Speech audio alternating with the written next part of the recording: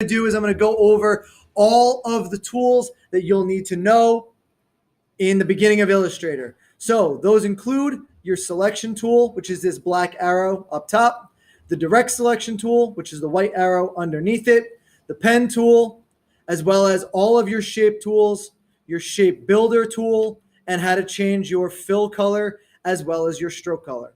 So whenever you're creating with shapes, you can click and hold, and you have all of them right here: the rectangle, the rounded rectangle, the ellipse tool, the polygon, the star tool.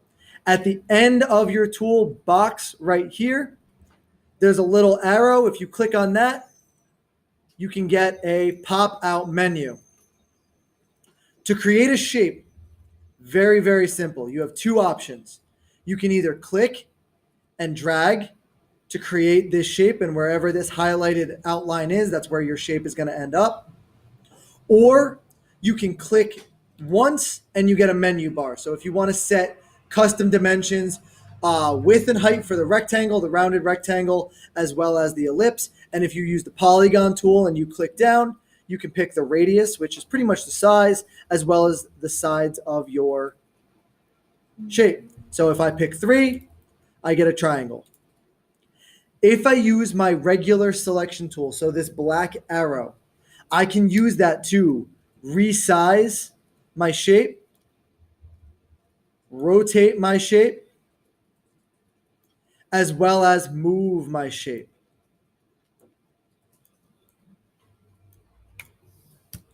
And if I hit the delete button, I can delete any shape I create. Now, if I create a rounded rectangle or a rounded square by holding down Shift to make it perfect, I can use my direct selection tool, which is this white arrow, to change the curves. Use my regular selection tool to change the size and call it a day. I'll do the same thing with my star. Create the star by clicking and dragging, move this here, use my direct selection tool to change and make this curved. Now, to create a shape like a half circle, puzzle piece, a moon, a cloud, or this weird sort of Audi symbol, I have to use what is called the shape builder tool. And I need to visualize in my head what shapes I can either combine or subtract from to create a more complex shape. So for a half circle, it's as simple as creating a circle and then cutting it in half using another shape. So I'm going to use my rectangle. I'm going to cut this shape in half. Now, I'd recommend when you're first starting to use this tool, change the color of your shape so you can start to visualize what it's going to look like when it's all done. Now, if I select both these shapes by either holding down Shift and clicking on both of them, or by using my selection tool and just drawing a box around them, I can use my shape builder tool, hold down Option, delete, and delete. So I have a half circle. With something like a cloud, instead of deleting, I want to combine shapes. I want to build them. So I can use a circle, an oval, another oval, another oval, and one final oval.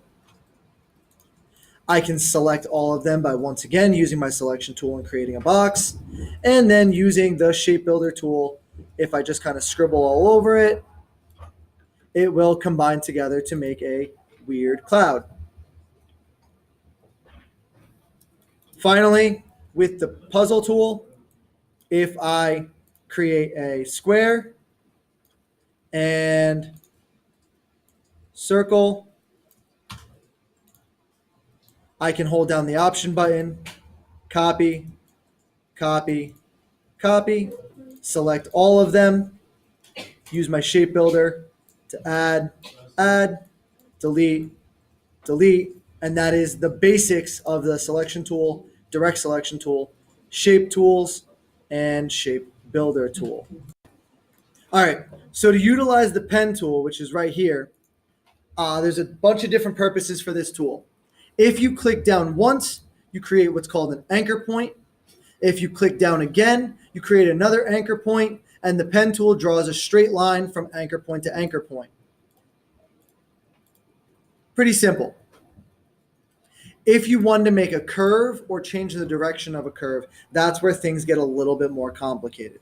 So to create a curve, you have to click and you have to drag. And what happens when you drag, you create these little things called handles. And the handles control the curve of your line.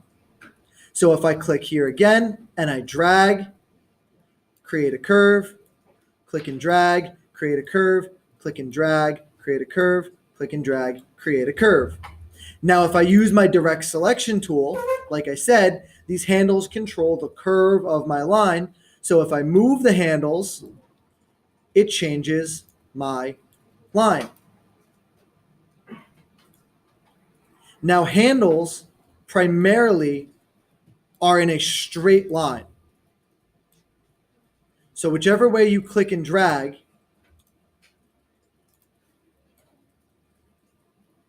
the handle's either going to go up and down, side to side, diagonal, and whichever way you want it. Now, if you want to change the direction of your line, you can hold down the Option button and you can move your handle to change where your line goes next.